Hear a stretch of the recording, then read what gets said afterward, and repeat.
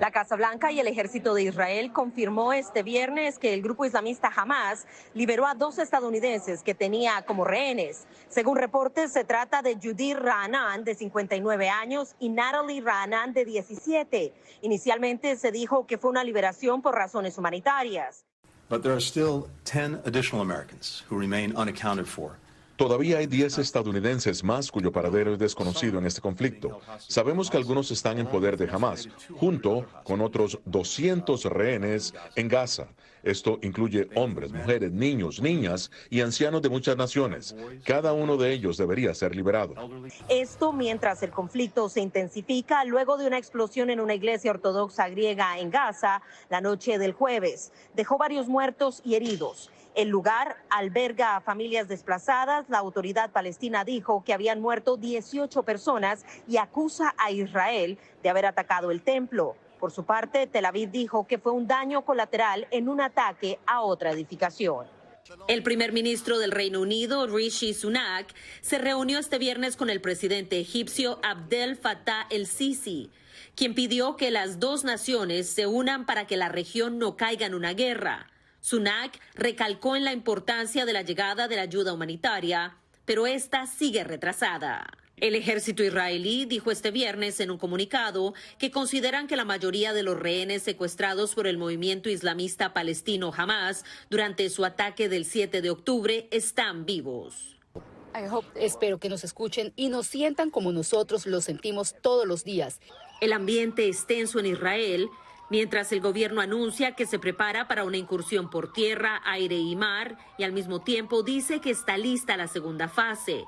El ministro de Defensa de Israel, Yoav Galán, ordenó a las tropas terrestres prepararse para ver Gaza desde adentro, insinuando el inicio de una ofensiva destinada a terminar con los militantes de Hamas en Gaza y que estaría próxima a comenzar. Y esto es lo que se está esperando en los próximos días o cuando vaya a ocurrir. Tenemos para este programa un panel inicial con el abogado David Efron, quien es cónsul honorario emérito de Israel para Puerto Rico y un prestigioso abogado en la isla. Gracias, David, por estar con nosotros esta noche. Y vía Zoom al doctor Luis Fleischman, quien es profesor de Palm Beach State College y asiduo participante en este programa. David, ¿cómo se está viendo esta situación tan compleja, tan difícil, tan peligrosa para la paz mundial desde Puerto Rico y cómo lo ven ustedes, los israelíes, fuera de Israel? Bueno, en Israel están preparándose para entrar a Gaza. El hecho de que acaban de soltar a 2 rehenes estadounidenses no era, créeme que con este grupo de Hamas no era una gestión humanitaria porque ellos no son humanos, era una gestión para ver si demoraban la entrada a Gaza por las tropas israelíes. Y obviamente a quien sueltan son a 2 americanos porque el presidente estuvo allá hace unos días y explicó que la prioridad de los Estados Unidos, que ya tiene tropas en Israel y buques en Israel, la prioridad es rescatar y atender a los ciudadanos americanos. Luis, doctor Luis Fleischman, precisamente siguiendo con lo que nos está diciendo David, soltar a 2, a una madre y a una hija norteamericana, donde hay más de 200 secuestrados, metidos en los túneles ya de Gaza, como se sabe, ¿cuál es el mensaje que quieren enviar a los Estados Unidos? Bueno, yo creo que David tiene razón. Son 2 personas, yo pienso que cada vida debe ser valorada y la verdad que me alegro por estas 2 chicas, por madre e hija, pero vamos a ponerlo así, Hamas está soltando 2 para generar expectativas de que por ahí podrían liberarse más rehenes y así como dijo David, demorar la operación militar israelí en Gaza, la operación terrestre en Gaza. Ese es todo el objetivo.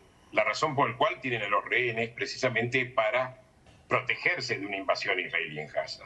Cosa que yo creo que va a ser muy difícil evitar esta invasión israelí porque ya en el pasado hubo ya muchos ceses de fuego y muchas promesas no cumplidas y creo que Israel ya no está dispuesto a soportarlo esto más.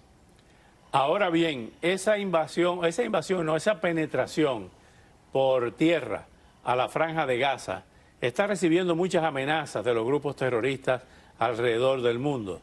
¿Cree que va a haber realmente, y ha habido una advertencia de los Estados Unidos ayer, cree que va a haber actos terroristas en varias partes del mundo, David, si finalmente entran las tropas terrestres de la Fuerza de Defensa israelíes en Gaza? Definitivamente, lo estamos viendo en todas partes, inclusive aquí en Miami, donde hay varios casos de amenazas individuales, de individuos que han entrado a sinagogas y han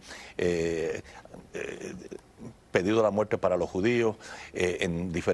Hay protestas en todas partes de los Estados Unidos, en todas las universidades importantes, y en algún momento van a haber actos terroristas, definitivamente. Justamente hablando del mundo académico, doctor Fleischman, usted que es profesor del Palm Beach State College, ha sido profesor de otras universidades, ¿a qué se debe esta especie de eclosión de grupos antisemitas en universidades norteamericanas? Acaban de renunciar los más importantes donantes, que son judíos, de la Universidad de Harvard, del board de la Universidad de Harvard, en protesta por esas manifestaciones pro Hamas y pro Palestina.